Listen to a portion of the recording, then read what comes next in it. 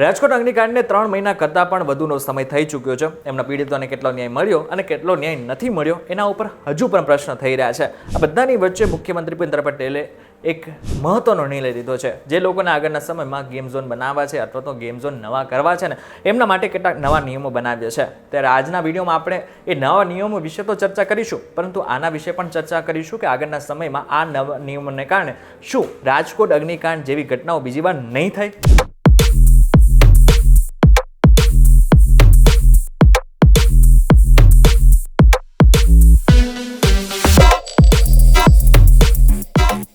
Welcome back focus VTV ગુજરાતી.com પર તમારું સ્વાગત છે અને મારું નામ છે કરણ ચરોતરા.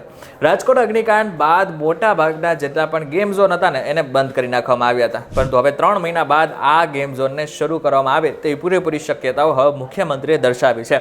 મુખ્યમંત્રીએ એક મિટિંગ કરી છે જેમાં ગેમ ઝોનને લઈને નવા નિયમો બહાર પાડ્યા છે. હવે જો આ નવા નિયમોનું પાલન નહીં કરવામાં આવે ને તો એક પણ ગેમ ઝોન આગળના સમયમાં ખોલવામાં નહીં આવી શકે, અને જેટલા પણ ગેમ ઝોન જૂના છે એ બધા લોકોને પણ આ નવા નિયમો પાડવા પડશે. હવે કયા કયા નવા નિયમો છે એની વિશે તો આપણે ચર્ચા કરીશું, પરંતુ એની પહેલા સમજી લેજો કે જો કોઈ આ નિયમોનું પાલન નહીં કરે તો એની સાથે સાથે મહત્વનું છે કે એમને દંડની જોગવાઈ તો છે જ, પરંતુ એની સાથે સાથે એ ગેમ ઝોન બંધ પણ કરી નાખવામાં આવી શકે છે.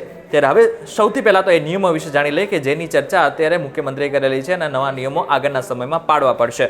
સૌથી પહેલાં તો છે કે કોટ વિસ્તાર અને ગામ તળમાં ગેમ ઝોન નહીં ચલાવી શકાય. હેરિટેજ જેટલા પણ વિસ્તાર છે ત્યાં પણ ગેમ ઝોનને શરૂ નહીં કરી શકાય. હવે જે જગ્યા ઉપર ગેમ ઝોન બનાવવામાં આવી રહ્યો છે એ જગ્યાની આસપાસનો જેટલો પણ રોડ છે એ પહોળો હોવો જોઈએ અને લગભગ 18 મીટરથી વધારાનો પહોળો રસ્તો હોય ત્યાં જ આ ગેમ ઝોન બનાવી શકાશે. હવે ગેમ ઝોનની એન્ટ્રી અને એક્ઝિટ બંને 6 મીટરથી વધુ હોવી જોઈએ. આની સાથે સાથે એન્ટ્રી અને એક્ઝિટ ઉપર એવો કોઈ પણ પ્રકારનો પદાર્થ નહીં રાખી શકાય કે જેનાથી આગ લાગી શકાય.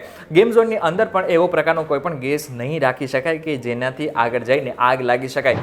મહત્વનું છે કે ગેમ ઝોનની અંદર કોઈ પણ પ્રકારની રસોઈ નથી બનાવવાની જેથી આગ લાગે તેવી શક્યતા ઊભી થાય. હવે જો ગેમ ઝોનની અંદર ઇન્ડોર ગેમ હોય તો 2000 ચોરસ મીટર, આની સાથે સાથે જો આઉટડોર ગેમ્સ હોય તો 4000 ચોરસ મીટર, અને જો બંને હોય તો 4500 ચોરસ મીટર જેટલી જગ્યા રાખવી ફરજિયાત થઈ ગઈ છે. હવે પાર્કિંગ માત્ર ને માત્ર આગળના સમયમાં બેઝમેન્ટમાં જ કરી શકાશે. ગેમ ઝોનમાં પ્રતિ 50 મીટરે 3 મીટરના એક્ઝિટ ડોર બનાવવામાં આવશે. આની સાથે સાથે બિલ્ડિંગની તમામ સાઇડમાં ઇમરજન્સી એક્ઝિટ રાખવા ફરજિયાત બની ગયા છે. અપર ફ્લોર જો હોય તો લઘુત્તમ 18 ચોરસ મીટરથી વધારે હોવો જોઈએ અને 2 સીડીઓ સાથે હોવો જોઈએ. હવે જે જગ્યા ઉપર ગેમ ઝોન છે ને ત્યાં BU સર્ટિફિકેટ, NOC સર્ટિફિકેટ અને જે તે લાયસન્સ રાખવા ફરજિયાત બની ગયા છે. જો નહીં હોય અને જો પકડાશે તો તરત જ આ ગેમ ઝોનને બંધ પણ કરી નાખવામાં આવી શકે છે. હવે તમને પ્રશ્ન થતો હશે કે આ સર્ટિફિકેટ આગળના સમયમાં તમને કોણ આપશે, એટલે કે જે વ્યક્તિને આગળના સમયમાં ગેમ ઝોન બનાવવાના છે તો એને સર્ટિફિકેટ કોણ આપી શકશે? તો રાજ્યના સત્તાધીશ મંડળો, આની સાથે સાથે મહાનગરપાલિકાઓ અને નગરપાલિકાઓ આ સર્ટિફિકેટ આગળના સમયમાં જે લોકોને ગેમ ઝોન બનાવવાના છે ને એ લોકોને આપશે. પણ આ બધાની વચ્ચે એક પ્રશ્ન થાય કે જે નવા નિયમો બનાવ્યા છે એની બનાવવાની જરૂર શું કામ પડી? શું આની પહેલાં આ નિયમો બનાવવાની જરૂર નહોતી? અને જો ઓલરેડી બનાવેલા હતા તો શા માટે થઈને એને પાડવામાં નહોતા આવતા?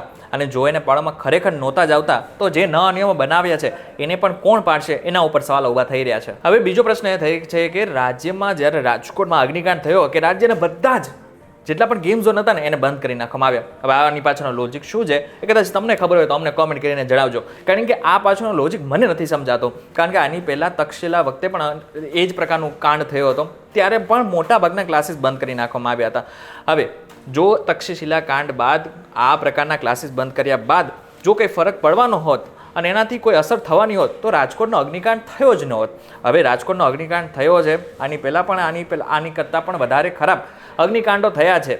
હવે એની પાછળનું જવાબદાર કોણ છે એના ઉપર સવાલ ઊભા થઈ રહ્યા છે. ત્યારે આ બાબતને લઈને તમારું શું કહેવું છે? શું આગળના સમયમાં આ નવા નિયમોને કારણે રાજ્યમાં રાજકોટ અગ્નિકાંડ જેવી ઘટનાઓ બીજી વાર નહીં થાય? એમને કોમેન્ટ કરીને ચોક્કસથી કહેજો. વિડીયો ગમે તો વિડીયોને લાઈક અને શેર જરૂર કરજો, તથા આવા જ ઇન્ફોર્મેટિવ વિડીયોઝમાં જોવા માટે VTV ગુજરાતી.com ને એકવાર સબસ્ક્રાઇબ કરી નાખજો. અને હા, એક મહત્વની વાત, અમારી એક એપ્લિકેશન પણ છે કે જેમાં અમે તાજેતરના બધા જ અપડેટ આપતા રહેતા હોય છે. જો તમારે એને ઇન્સ્ટોલ કરવી હોય તો એની લિંક મેં ડિસ્ક્રિપ્શનમાં આપેલી છે, ત્યાંથી તમે ડાયરેક્ટ એને ઇન્સ્ટોલ કરી શકશો. ફરી મળીશું નવા વિડીયો સાથે, નવા કોન્સેપ્ટ સાથે. ત્યાં સુધી મને રજા આપો. નમસ્કાર.